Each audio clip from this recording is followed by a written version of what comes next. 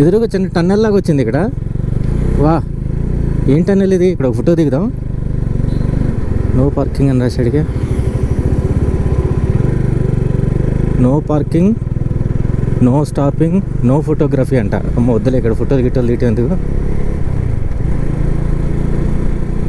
ఇదేదో మొత్తానికి visit the smart city of lakes again.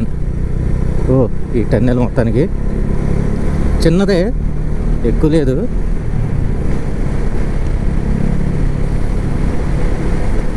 Wow,